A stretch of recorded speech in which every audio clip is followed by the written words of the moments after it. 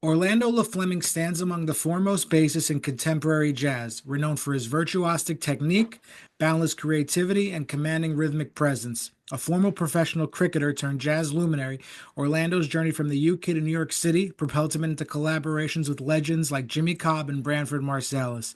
As both the sideman and bandleader, he has earned acclaim for projects like Owl Trio and Romantic Funk, blending inventive compositions with a signature fusion of polyrhythm and lyrical exploration. So, Orlando, good to see you. Thanks for being with me today. Well, thanks for that introduction. Thanks, Abe. It's great to be here. Thank you. Beautiful. So, Orlando, the first things I like when I get to, talk to somebody who, when I have their music on my phone and and I see their name come up on the records, it's a little bit more special. One of my favorite records, Way Out Willie, Seamus Blake's Oh, yeah. record, I think Okay. from Yeah. 2007, and having Yeah. seen you as a guitar player, having seen you, at Right. the Village Vanguard with Kurt Rosenwinkel, it's a pleasure to Oh, talk to you. oh, wow. You were there. Great. Yeah. It's a pleasure to talk to you. Yeah. Those were great times. Yeah. So, one thing I was kind of curious about is that you're very generous. You produce a lot of content and you really show things on the bass that bassists want to know. So when did you start to think about producing that content to share with everybody? Because for bass players, it's some invaluable stuff on social media. Oh, thank you. Yeah. Well, I've always enjoyed teaching, and I like sharing what I know. And so I've always done, on tour, if we're on the road, we do master classes as bands, and I've done those sorts of things and learned a lot actually from people like Ari Honig and Kurt Rosenwinkel, people I've been on the road with. And actually during COVID, uh, my wife said, how are you going to make some money?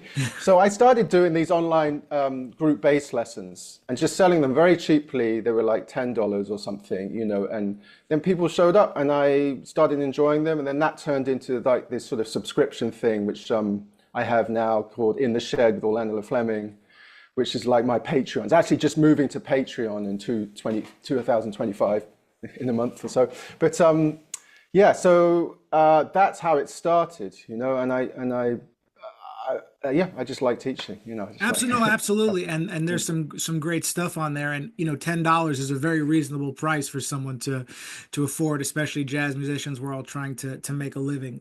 Yeah, But as far as you said you like teaching.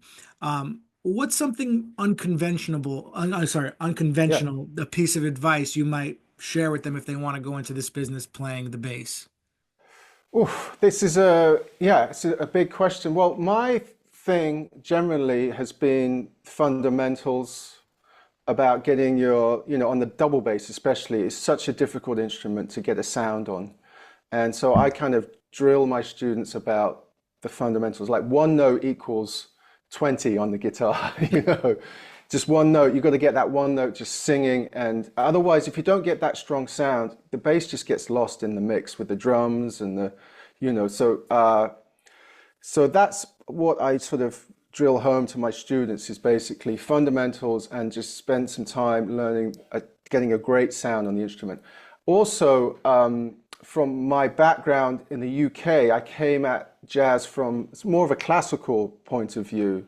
So I was never kind of really involved with the rhythmic side of the music. So it was always a mystery to me, actually, growing up in the UK, how these great American bass players had such great time and groove. And I actually remember I wrote to Reginald Veal via a mutual friend, Julian Joseph, this great UK piano player. And Reginald Veal wrote me some answers back, and they were great, but they still didn't kind of demystify this groove thing. I said, how do you play in time and all that stuff? And I eventually realized it was just, if you grew up in a different culture, you get that rhythmic kind of embodied in you, that rhythmic kind of pulse. And I had to do extra work. So on the rhythmic side of things, and getting a pocket and getting a groove. And I had to sort of readdress the Yeah, balance, yeah, you know? Yeah. and as you're talking about this, I always like to think about these little things that when I see someone play live, they're just little things that I notice about their approach. And you can tell me if I'm wrong about this or if it's Yeah. something you think about. some bass players technique may feel like the strong beats on 2 and 4, but yours was just every beat really just seemed to be like that's the strong beat. Every 1, 2, 3, 4. There's not one that's stronger Yeah. than the other necessarily. Is that something you think Yeah, about? yeah. Well, thanks for noticing that. I mean, yeah, generally, I mean, the thing that you've got to get, especially when you're playing walking bass, is you've just got to get a consistent sound, which is just literally like that. And like the drummer on the ride cymbal really has to get that together and be able to do that. And that's really hard thing to do. It's easier to sort of float in and out the time, but just to do that, so it's really hard. So I've spent a lot of time just working on that sound and making every note exactly the same. Yeah, yeah. Just to see. And then you start embellishing it, but if you start from embellishing it, then you kind of get lost in the, the flow. So yeah, that's the thing I drill home to my Yeah, and students. it was it's very we want to always find our voice on the instrument, and Mm. there's such a history. We know all these great bass players. Anything you could tell us about maybe finding your voice with a genre that has so much history? Yeah, it's a great question, such a big question. I mean, before I moved to New York, I just wanted to sound like Ray Brown, basically, or Christian McBride. I went through phases like we all do. And I think that was good. I think everything's a journey. It's a big journey. And I spent a lot of time just focusing on those players. And then when I got older and I moved to New York, suddenly I was almost sort of competing with people like Christian McBride because people could call him for a gig. He was playing more local gigs back then. People would call him. And so I was thinking, I well, just why do saw I? him 3 days ago. Oh, really? Well, I Yeah. mean, that's amazing. I mean, he's like one of those guys. I'm just like, wow, how does he do that on the bass? So I was thinking, well, why do I want to sound like him or them or whatever? And when people can call them, and that's what New York does to you a bit. It kind of forces you to say, well, hold on, just trust what you have yourself and just develop that. But so it happened, luckily, naturally for me to sort of to delve into my own voice. But it's hard as a bass player because you're always a sideman playing with other people, and you think that you're supposed to do a certain Yeah, you, job. you mentioned an Yeah, interesting point. I'm so I just want to I'm yeah, sorry to yeah, interject, yeah. but No, please do. no, but it's such an interesting point because one time I was playing a gig. I was in Charlottesville, Virginia, and I remember like I was distinctly trying to sound like a certain guitar. This is like maybe 10 years ago, and like I actually told Sure. him, I'm like, you're a phone. I could hear my voice say this is like fraudulent, like Yeah. and when we're trying to emulate somebody like that.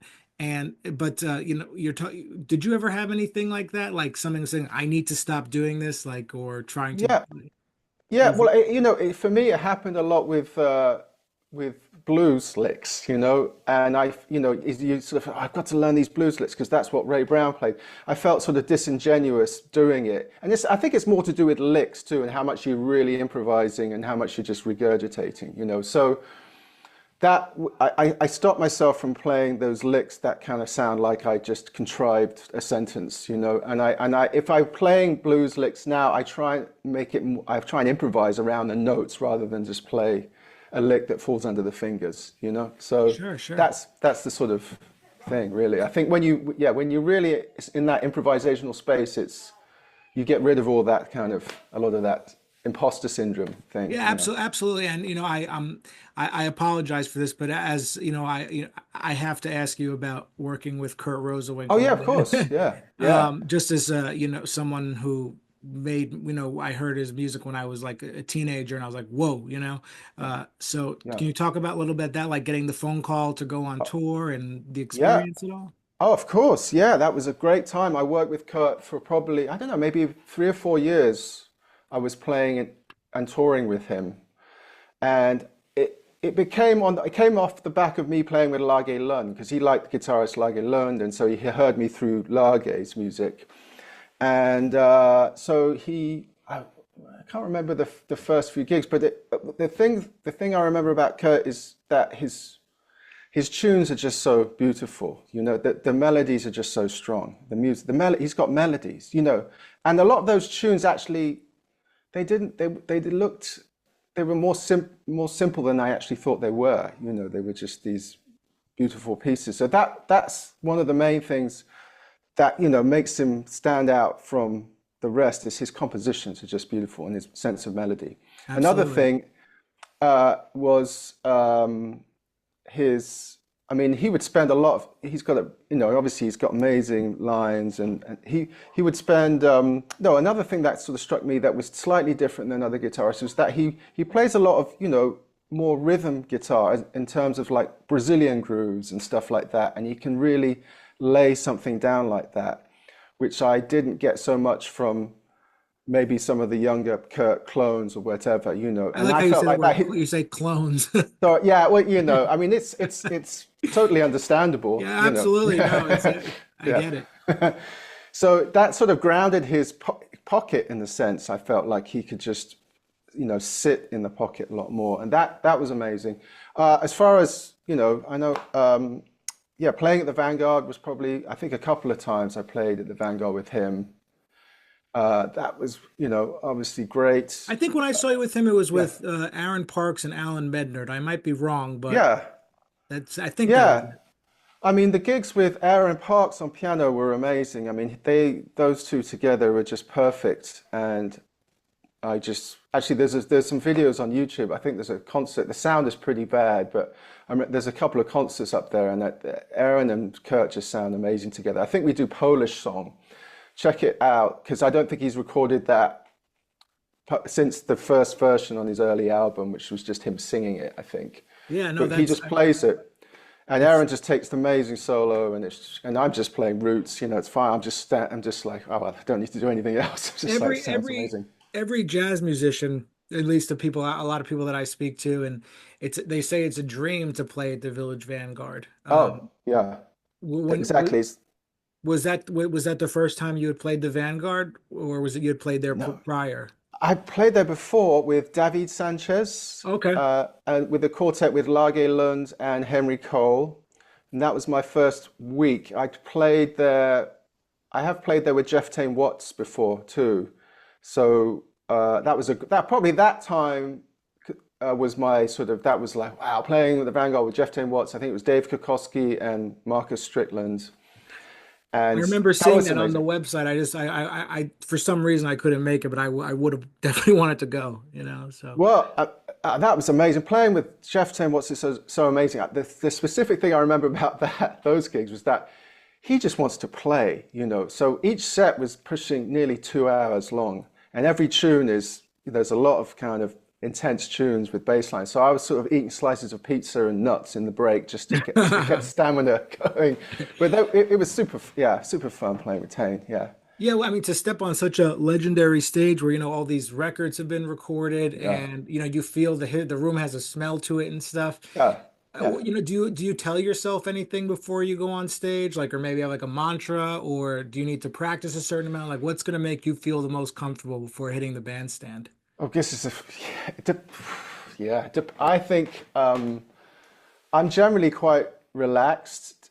Sometimes I'm a bit uptight and English, So I might have a glass of wine or something, not too much alcohol, but just something just to loosen me up a bit, or that's kind of helps me. I'm usually on the road when you get to see the pattern because you see your sort of highs and lows. I usually make sure I like to do some exercise in the day, not like vigorous, but go for a run and just make sure I'm, healthy in that respect too, Yeah, and that one So, glass of one is okay, one's well, one is fine. okay. Sometimes I've, gone beyond that to be totally honest, and I've definitely gone past it and say, well, no, I'm not going to do that, But obviously, it depends on the gig too, and how well I know the music, and yeah, And I know you're back in the UK now. yeah. So how does it feel transitioning back to the place where spent your earlier years coming from do you feel like now you go back and you have this experience that you bring to your home? Like, does it feel like almost coming full circle in a way? Yeah, I think definitely. Yeah, it's quite strange coming back to a scene that I kind of knew and was a part of, and I've learnt so much from playing with people like Kurt and being in the States. So yeah, I am trying to impart that knowledge in my teaching here. I teach at the Royal Academy of Music, just part-time, and occasionally some of the other schools. And Yeah, I knew a yeah, couple of jazz musicians from the UK. I'm wondering if you know them, but I yeah, mean, yeah, is AJ Brinkman? Do you know him by any chance? I don't know. And this piano player Alan Benzie. These are like they're some people I knew in my 20s. But Well, the names might be familiar. I'm really out of touch because I'm out in the countryside here, which is quite nice. So I okay, moved from the city. And I'm near an airport, which is good. And I well, you're teaching at the occasionally got to Royal London. Academy though. Yeah, I don't teach that there that much. Maybe a couple of times a month, you know. But yeah, that's a great course actually. It's very small, and they have some good students there, you know. So yeah, So yeah. Sorry. oh Go on. no. So you make the change back home. I mean, going back to your, do you know get excited when you would get the opportunity to come back to play in the States? Is it like you get like, fired up or something like that? Yeah, I mean, to be honest with you, it's only I've been the first time I was really back to play was last June, and I was actually playing electric with Sean Whalen, doing an album with him. This I'm great interviewing him in a couple weeks oh, actually. great, yeah, sure. So yeah, that was great. We played an album, I recorded an album, and then I did a gig at Smalls with Miki Yamanaka, which was fun. It was just to show up and play some tunes, and Yeah, that's that awesome. was a good thing. She called something about 300 miles an hour, so that was good for my, get New York experience. Yeah, you said it's 300 miles an hour. When you're playing the bass at those fast tempos, like, because is it when someone calls off the tune that fast, is it like, is it like I just need to like keep up, like I'm like literally like just holding on, or is it like can you find the fun in that too, or is it just more of a workout challenge, like playing at those fast tempos? Yeah, you're right. It's a different thing altogether. It's basically whether I've got the chops together I or think not. I mean, so. yeah. I mean, it's the yeah. I mean, I can go in and out of having the chops, but luckily, I think I had been practicing fast. I do that as part of my. Usually, I do that as part of my warm up. Is play Cherokee in 12 keys really fast. Walking bass, just walking bass. Like all the keys, starting at around 320 BPM, then going up to about 440, 450 BPM. Oh my That's goodness. and so that sort of thing just keeps me prepared for it. But there's not, I mean, when I start improvising properly, it's when I start playing notes in groups of threes or playing around with the rhythm. That's the sort of improvisational part. But otherwise, yeah, a lot of the time it's just don't stop. Yeah, Orlando, I'm actually kind of curious too, because from the outside looking in, me being someone who's heard you on records and seen you play at the best jazz club in the world, the Village Vanguard, I'd like to ask you, there's a lot of mystery about this life as a professional musician, professional jazz musician. Yeah, From the outside, people who aren't musicians, but also from younger jazz musicians, maybe who are in school wanting to get into this business. Is there a yeah. misconception you feel kind of strongly about this life that you wish more people understood? Something that you might think about, like, oh, I wish, people don't know, but if they knew this or something like that. Well, this is a big question. It's tough. I mean, people generally know it's tough, to be a working musician, and I make it work with lots of other things. So the teaching, you know, the touring, there's a sideman, and doing my own projects. They all kind of add up to, a living. So that is tough. I think you've got to always. I mean, sometimes when you do kind of think about you're not making enough money or like getting a proper job or whatever, you've got to appreciate how important art is in this world because it's needed. And unfortunately, the public don't know that. But you have to be there just in case they do. You know what I mean? Does that make sense? A bit vague. Absolutely. It's if the average person went and heard live music or Yeah. just went to a museum and basically these things that help us become more introspective when we observe or listen to them and get in Yeah, touch with yeah. who we are. Exactly. Art, especially takes us away from language because everything else in science too is all about language and descriptions. But with music, it gives you that feeling that just takes you out of yourself. And the world really needs people like us. And so it's always important to remember that what you're doing is very important, even though it might not show financially, you know. No, I mean it's money is one thing, but then Hmm. there's the pursuit of the art and your own Yeah, happiness, but yeah, it's almost separation in some ways. yeah, So have you yeah. They're had different things. Yeah. Yeah, no, let me ask you this. You talked about Ray Brown and, Christian McBride, these people who influenced you, and obviously you're being influenced by the artist you're playing with in the moment. Yeah. What do you feel the most influenced by? Any like non-musical experiences you've had that have influenced your approach to playing? Well, I mean, I don't know. I mean, more recently, I've been reading a lot of more philosophical books I and love stuff. philosophy. That's great. Oh, yeah. Well, I'm an amateur at it, but there's this one person called Ian McGilchrist who's sort of a neuroscientist philosopher, and he's just enlightened a few things about consciousness in the world. He's kind of like a scientific bridge to the spiritual world, Like Sam basically. Harris type, Sam Yeah, Harris? yeah, well, he kind of, but he's more pro spirituality and religion in a certain sense, not the the fundamental religions, but he's very interesting, and he has a bibliography at the end of his book which is 200 pages long. I mean, he uses examples from like Native American wisdom to like philosophers and Western, all over the place, Eastern philosophy and everything. Anyway, so he's kind of made me appreciate art. What I was saying before, appreciate the music and appreciate stuff that it's not doesn't fall under categories, so Yeah. much. And So you and like you were saying, art is so important. I mean, you become a professional artist, professional musician. Was it a concert you went to where a light switch went off and you said, "I'm gonna," because I'm gonna go for it. This is what kind of like what was the catalyst to inform that's wanting to be the professional bassist? yeah, that's another big question. I mean, I started out on electric bass, and I was really into level 42 when I was younger, which is, Mark King played slap bass, and it was a fun band because my big brother liked them. And so I took up the electric bass, and I just used to lock myself in the basement and learn all the bass lines and went that way. So it was fun. But then I had the discipline from the classical side to sort of do scales as well and do the hard stuff.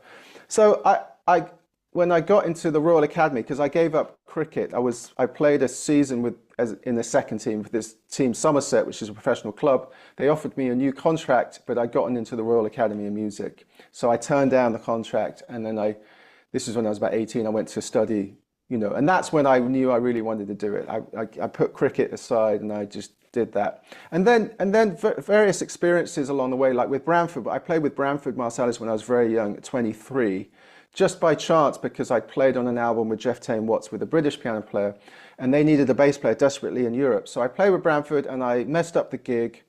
It was a tough experience, but he gave me enough confidence, to say you've got what it takes, and little words like that from him, really kind of drove me. And then that was my drive to move to New York, Branford.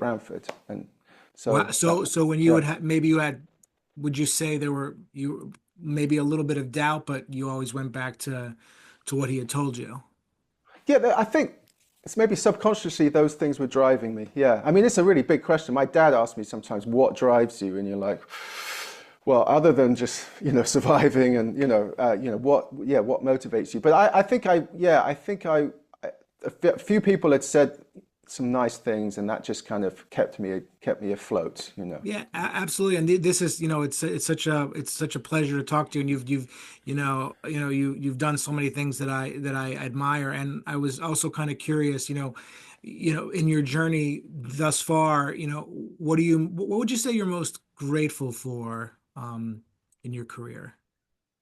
Wow. That's, well, This I'm is why I call it grateful. the rabbit hole sessions. Yeah, yeah. I wish yeah, I mean, if you'd sent the questions in advance, I could have come up with some interesting answers. But I'm grateful that I can play in front of people, and I make some people's lives better from my playing. I mean, that is great. I'm really happy that I can do that and give that to people. I mean, I'm not. I'm telling you firsthand, like Yeah, yeah, that record, the Way Out Willie record, like, do you yeah, know how many times I've been in the car listening to that first yeah, track, like just, yeah. you Oh, know, no, in thank the you. zone. Yeah, yeah, yeah.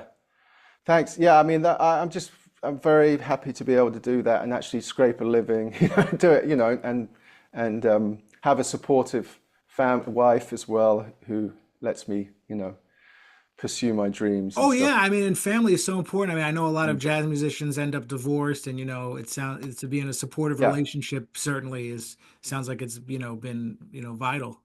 Yeah, I think a lot of, partners don't know what they're signing up for when they when they meet a musician, and but yeah, I'm very grateful for that and just grateful for the few fans I have. No, no, there's more than a few. Yeah. I'll definitely tell you. I'm always kind of curious to ask this question to people that I really respect and admire what they do, which is if you were the musician you are today after all of these experiences, even I know you've played with we talked about Branford and stuff, but if you could go back to the 1960s and put your own band together for one night in New Oof. York or something, any names come to mind of people you'd like to hire, like drummers or Yeah. piano, that sort of thing? I could think. I mean, Alvin Jones. I mean, I know they lived a lot longer. Wayne Shorter. Uh, uh, I think Herbie Hancock, Bill Evans, or Herbie Hancock on piano. Those guys spring to mind immediately. And then it'd be great to play with Miles. Miles. So no surprise people there. But those.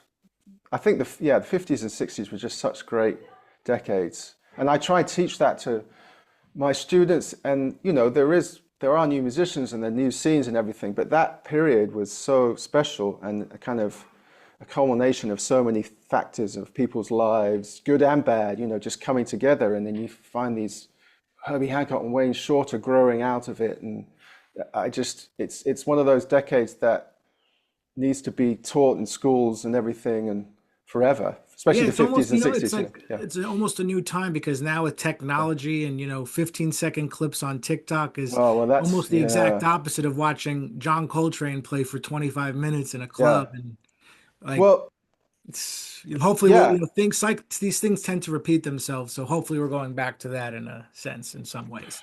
I'm aware of, yeah, contributing to the content that these short snippets of content too. I mean, it takes a lot of discipline for people to sit down and listen to an album or spend a long time on one thing, and that is a problem. Sometimes I have too. So yeah, that's a tough thing. I think vinyl is a good thing. I sit down and listen to a record with my wife sometimes, listen to the whole record, and that process helps me get out of those swiping zones. Are there certain recordings that you find yourself going back to listen to that it's always like, I know the feeling I'm going to get from this record, like, that they're just those recordings that are special to you? Yeah, off the top of my head, Crescent, John Coltrane. Uh, there's a Bill Evans album, Moon Dreams, I really love. And Miles Ahead, I really love. I mean, there's so many. Then there's Weather Report. There's 70s albums from the Fusion. Some ones that I grew up when I was 15. I listened to some Fusion albums like Weather Report and Jacob Astorius. So those things are nostalgic too, which just, Did you you like know. Mahavishnu also? Like, I actually, Mahavishnu, somehow I skipped, but it was basically sort of, yeah, Weather Report. Again, Wayne Shorter was a big influence, his compositions. So, and obviously Jacko, but we'll have to do yeah, another whole podcast on yeah, Jocko and yeah, yeah. I mean, absolute genius. One thing about him before I know you've got to finish. One no, thing no, about no. him was so Please amazing. go for it. Yeah, um, someone like him who had the drive to get all those chops together. That's takes a certain personality to get the chops, but then to be able to use them and play melodically, and play those beautiful fretless melodies, and then also have the pocket stuff as well. He had everything. Do you know what I mean? So that's a rare combination of those three Would you things. The say he was a drive, genius? He was a genius, you think? yeah, Definitely. Yeah, I think he helped having his mentors. I think it helped having Joe Zawinul make him play, melodically. Although I know that Zawinul they have a tough relationship. Yeah. There were similar personalities, I think, so they clashed. But I think Zawinul got him. There's that bit in the Jacko documentary where Zawinul says, is it Zawinul? Yeah, Zawinul says he stopped Jacko playing this bass intro. He says, "Look, we know you can play. Just give me melodies." And then Jacko plays this beautiful melody. That's all it takes sometimes from a mentor, is just those little sentences and those things that just change your whole perspective. I couldn't agree more with you. I mean, this has been great. It's such a pleasure to sit down and talk to you. Where can everybody find you on, social media? Anything you want to mention for those things? Yeah, well, I have I give bass lessons online, private, and then I have this Patreon channel. So it's just type in Orlando Fleming at Patreon, and that is something that I'm really into doing. So if you're a bass player, check that out. And there's different tiers, and it's the Patreon thing. I have various books. Actually, I have one here that's a bit of the Get It Together is my bass book. It's all the stuff, for jazz bass players, all the stuff that I wish, my teachers at college had told me about. I like the title. Get it together. Yeah, come on, get it together. Yeah. So that is a book you can find on Amazon, and there's ebooks too, on my website. And just please listen to my music. I have a band called Romantic Funk, and I have 3 albums out with them, and then I have the Al Trio. I have a couple of albums out with them, and I have that's basically it, I think. Oh, beautiful! Thank you so much. Yeah.